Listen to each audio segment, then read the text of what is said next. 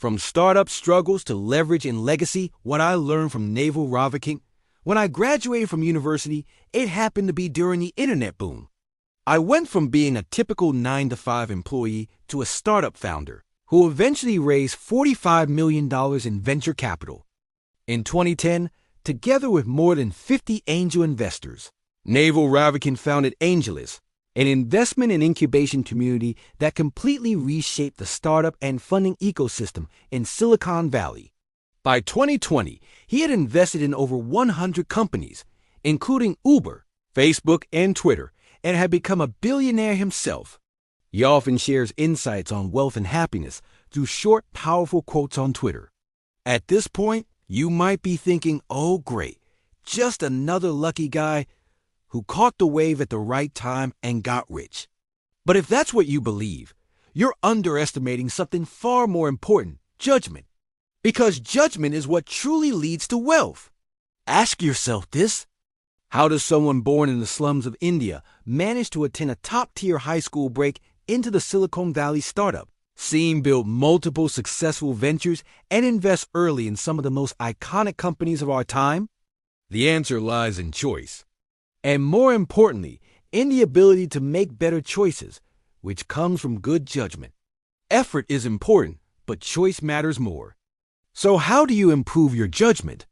The simplest way is by reading, experiencing new things, and thinking deeply. It's not just about reading 100 books.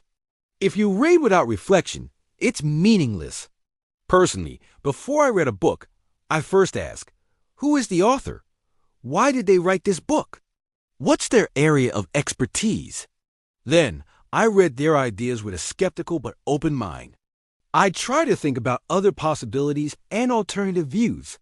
If a particular insight challenges my thinking or inspires a new mental model, I remember it clearly. It leaves a deep impression. Over time, all these small nuggets of knowledge help me make better decisions. One of Naval's most powerful ideas about decision-making is this. When faced with a tough decision, choose the one that causes short-term pain. In other words, short-term pain leads to long-term gain. Think about it. Going to the gym versus binge-watching a show, starting a business after work versus going out for drinks, changing careers versus staying in your comfort zone, for example. I majored in operations management at university. After 3 years, I realized I had no passion for that field. What I truly loved was the world of the internet. When I found myself stuck between two paths, I asked myself, fast forward 20 years, when I'm 40, which path would I be proud of? Which one feels meaningful? The answer was clear. So I chose the harder, riskier path of internet entrepreneurship.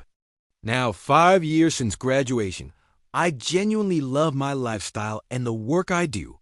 So think about your own decisions. Are you choosing short-term comfort that leads to long-term pain, or short-term pain that brings long-term fulfillment? Next time you're torn between options, try applying Naval's lens. Naval's definition of wealth. Naval also offers one of the clearest definitions of wealth. Wealth is the asset that earns money while you sleep. Money is just a tool that lets us convert time into wealth. But if you only trade time for money, you will never be truly wealthy. You must learn to use leverage. There are 3 kinds of leverage you must master. Labor leverage, using other people's time to create value. Capital leverage, using financial capital, equity, and investments. Code or media leverage, using software or your personal brand. Let me break these down. 1. Labor leverage. This means paying others to help you. It could be outsourcing, hiring a team, or building systems. 2. Capital leverage. Let's say after a year, your startup earns $1 million. An investor comes in, valuing your business at $10 million. Even though you've only earned $1 million in revenue, owning 100% means you're technically a multimillionaire. That's capital leverage. 3. Code or media leverage. If your product is a software that can be used by thousands of people, your cost per additional user is near zero. That's the power of scalable leverage. Your reach grows exponentially without growing your costs. If you can harness all 3 forms of leverage in your business, labor, capital, and media code, you're well on your way to becoming wealthy. If you master all three, you could become a super rich like Elon Musk or Bill Gates. But leverage only works if you're willing to take on risk and responsibility. The price of leverage. Responsibility. When I started my business, I took a huge risk. No stable income running through my savings, putting my personal reputation on the line when I made content under my name. But taking that risk also earned me credibility. It attracted teammates, collaborators, and even investors, all because I was willing to take ownership. As Naval said, take on accountability under your own name. Society will reward you with responsibility, equity, and leverage. Of course, this journey isn't always smooth. You must play to your strengths and compensate for your weaknesses. When I first made a profit after 6 months, I immediately outsourced the tasks I wasn't good at. Then I built a team.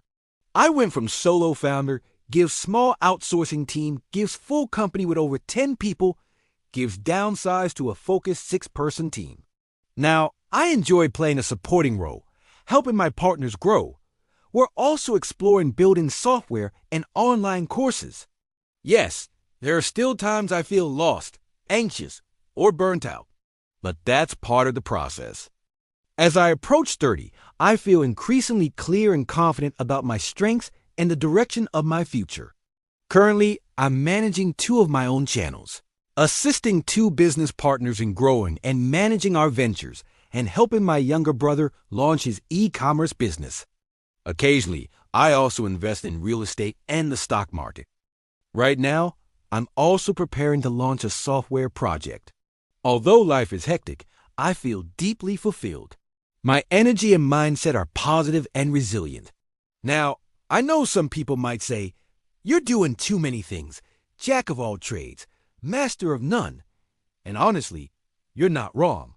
But perhaps this is simply the lifestyle I enjoy. I'm still learning, still figuring things out, and that's okay. I believe that our 20s are meant for exploration.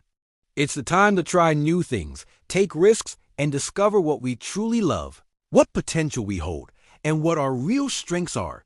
It's how we shape a life that feels meaningful. But entering your late 20s and 30s means it's time to start making choices, to begin subtracting. That means letting go of the people, things, or habits that aren't aligned with your goals and focusing on what truly matters. While I still don't know exactly what role I'll play in the future or what form my career will ultimately take, I now understand what I'm not good at and what doesn't excite me. For example, when it comes to sales, I'm better at building systems and designing business models. Instead of managing people, I prefer managing platforms, tools, and data. When it comes to personal expression, I excel more in writing scripts and sharing real experiences. Recognizing both my strengths and weaknesses has allowed me to better position myself. For instance, I now lean toward tech ventures where software and systems are the core, and that's why I committed to entering the software field in my 30s. Because I'm not naturally drawn to socializing or networking, I know that if my business requires it, I'll learn just enough, or I'll partner with experts who excel in those areas. The key is to focus on your strengths, not spend too much energy trying to turn your weaknesses into slightly less weak ones. As Naval Ravikant once said, starting a company or owning equity is the key to wealth. That's because equity income and salary income are fundamentally different. If you read Trading Time for Money, no matter how high the pay, you are unlikely to achieve true financial freedom.